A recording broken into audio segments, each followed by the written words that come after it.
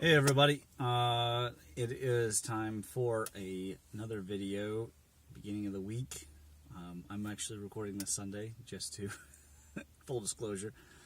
So the answer to the riddle, actually, you know what, I'll wait to provide you with the answer at the end of the episode. But if you remember, so you can think about it if you hadn't seen, the question was, what is the most ubiquitous powerful invention since the Enlightenment period that is affected everyone around the world? So think once again and let me know what you think down below, and I'll give you the answer at the end of this. So I've been really concentrating upon issues to do with how to interface with people philosophically and to describe for them the problems of the left.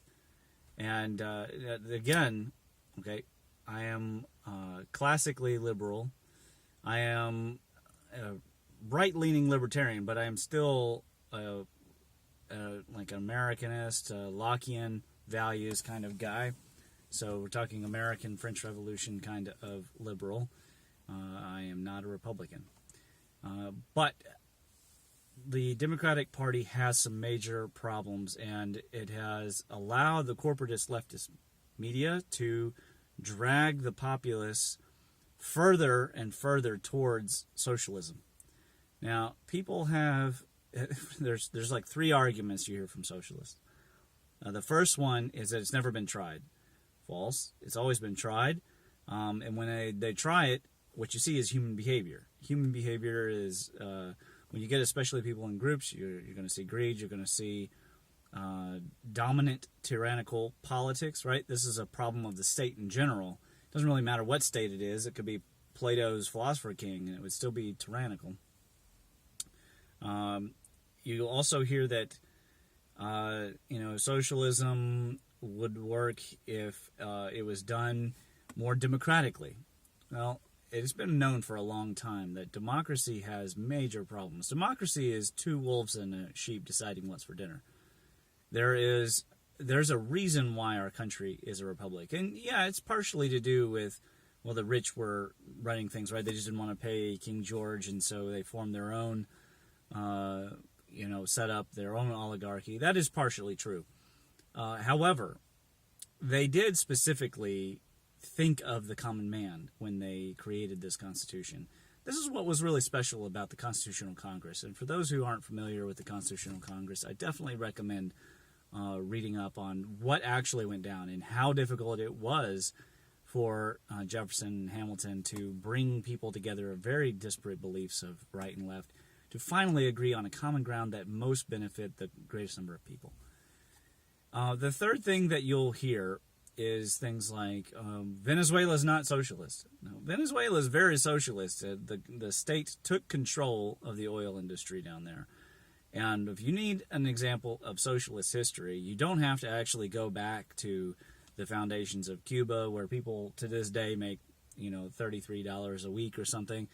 You don't have to go to Mao Zedong's China and hear about the Cultural Revolution, where roaming bands of young people who didn't even bother to cover their faces up in black and kick over things. They just took monks out in the street and shot them.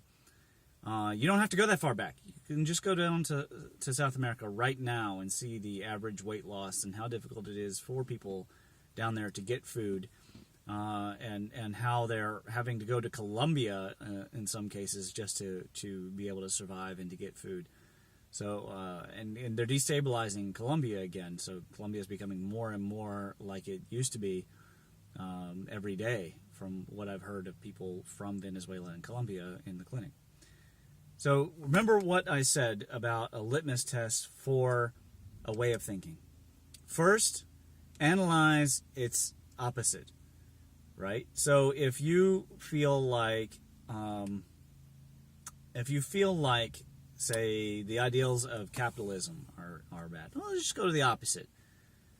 So what would be the opposite of capitalism? What would be the opposite of individuals having the right to property and being able to determine their own future economically. Well, that would be a complete control of the state. It would be communism.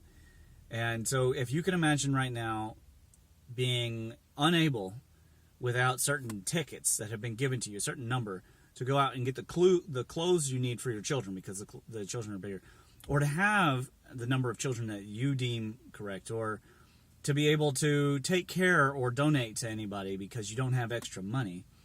If you feel like it is a good thing for people who are praising government control to teach your children through song dangerous phrases, or that individuality is dangerous, then you are in favor of communism and you're against capitalism. However, when you look at the opposite of capitalism, what I see is much more like 1984, much more like what we see in post-apocalyptic dystopian science fiction. And so I know that there's something good about capitalism. Now, is everything good about our current form of capitalism? No, but I would argue that we don't have capitalism. What we have is actually socialist capitalism. And socialist capitalism is all the subsidies, the welfare state. It's all the ways that things intervene. Now, the government is supposed to intervene. Constitutionally, it is supposed to intervene. It's supposed to regulate interstate commerce. It's supposed to tax the corporations. Not tax the wealthy. It's supposed to tax the corporations. It's not supposed to tax income. Income is actually a reference to money made in the market, right? So it's supposed to tax me as a business owner, right? That's supposed to happen. It's not supposed to tax me to death, but it is supposed to tax me. Am I supposed to be regulated? Well, the regulations on my business actually are supposed to be imposed by the state and not by the federal government. And we have that. We have half of that. But what we also have is an IRS system that is very heavy on the small business owner. So we don't have a true market. Now, I totally believe that there would be still companies that would, some Duke Energies that would just dump things into the streams and everything. But in a naturally capitalistic system, they would also be punished. They would be punished by the market. That would be part of the nature, but also by the people who actually live and work there. And the problem is we have protectionism, right? Companies aren't allowed really to fail. If they're big enough, they're, quote, too big to fail.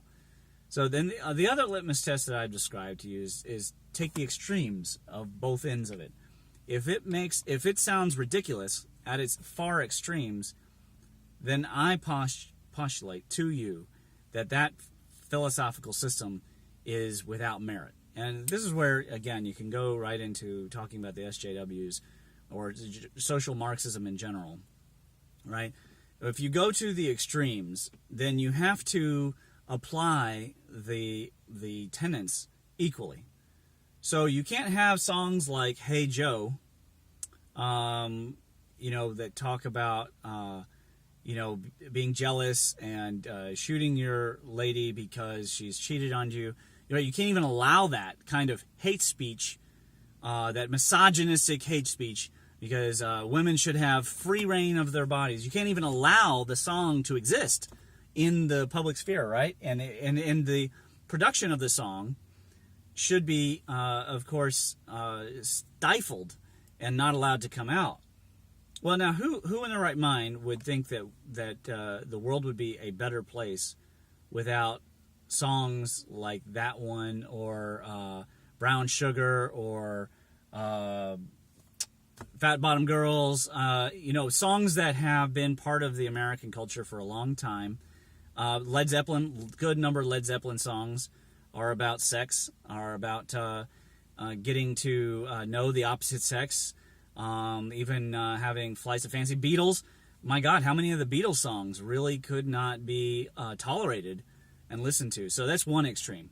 And then if you go to the other extreme, where you actually rigorously, all right, so we've demonstrated one ridiculousness, and then when we go to the other way and we take it very seriously, you'd have to say that there would need to be criminal repercussions. There need to be criminal repercussions for such behavior, for such songs, for songwriting, for art. So imagine, the Picasso and his portrayals of women in the abstract form, nudes in general. You know, the displaying of women and the objectification of women through art. Let's see, what else? I mean, there could be all sorts of criminal behaviors discovered in these kinds of hate-filled cultural icons. We couldn't have the wrestling association, that's for sure, let alone cheerleaders and NFL and NBA. I mean, that all have to go out, because you'd have to create a literal equal environment, and you'd have to do so at the point of criminal institutions. You'd have to actually punish people for any attempt to be beyond the equal, so to be individual in the least.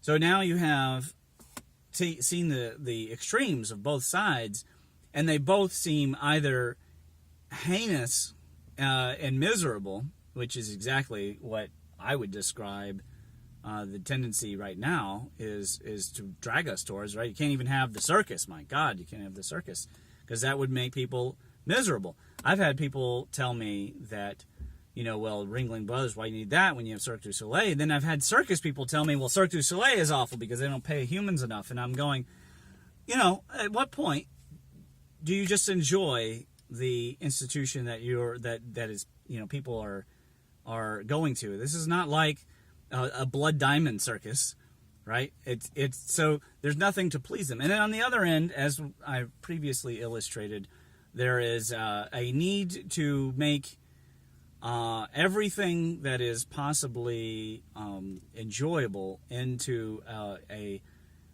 almost a parody, and to make culture itself inaccessible. That's how I know that the philosophy is untenable. I have to go into the meeting now, to the AKHA meeting, and so you'll see this later on in the week.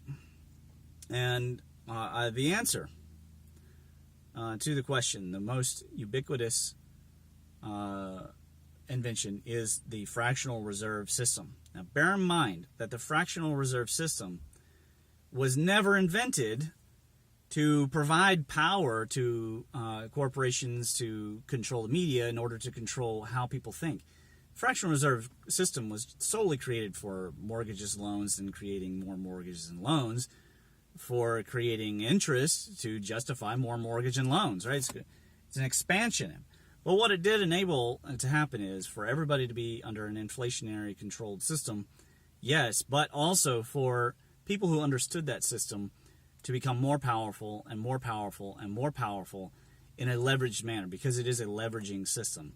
And I'll explain more about the fractional reserve system in another video.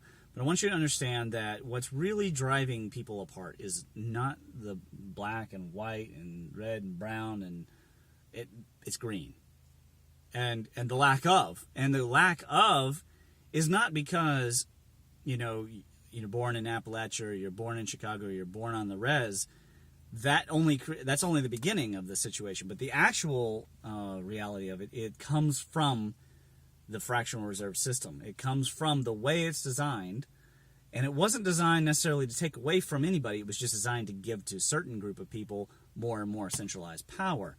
And that right there goes all the way back to Alexander Hamilton, and it goes right back to the creation of the central banking system, which Andrew Jackson was against, and he ran them out of town, but he couldn't do so forever. Once the Civil War happened, that was the end of America's ability to be completely independent of the Bank of England. The loans just crippled the North, or the Union, and from then on, it was a march towards the New Deal. And some people have argued that the entire Depression was created on purpose in order to finally bring America. This is after the Roaring '20s, to finally bring America to heel and to create that. That's a conspiracy theory. I have no way of proving it for sure. And we just don't have enough data, right? People weren't recording the phone calls and everything. But yet, look at how we've made it anyways, right? The phone's working, the sky is blue. So there is a way out of the oppression of the fractional reserve system, and I'd like to start focusing on that. whether or not we can stop the Illuminati or the New World Order, I don't really have time for that, and I don't think that it will be an effort well spent. I know that there are people out there that really want to highlight them, but hey, if they made friends with Aaron Russo and then killed him, who am I to stop such a powerful trillionaire group? What I'm more interested in is educating the current population so they understand that they're actually not fans of socialism. What they're fans of is fairness of the marketplace. And if they understand the marketplace better, then they can be fans of it. But if they don't understand it, then it is a mystical thing which then they have to hate, and that means that socialism, which always remains around, there's always a group of people, the Leninists and Che Guevara shirt wearers, who are waiting in the lurch to try and lure unsuspecting people in, especially the voting time. And I can tell you right now, Bernie Sanders is not a fan of socialism. Bernie Sanders owns several houses, so he's not a fan of socialism, because in socialist state he wouldn't be able to own those things, not unless he was the guy at the top, and Bernie Sanders is not the guy at the top. So he's not a true socialist. All right, when we talk about socialism, we're talking people like Fidel Castro. And in that kind of system, the bar none, every Democrat politician, when you actually analyze how they operate and they're bringing in of dollars, trust me, they are capitalist. Now, the degree of capitalism, that's probably up for discussion. Anyways, I will see you later in the next video.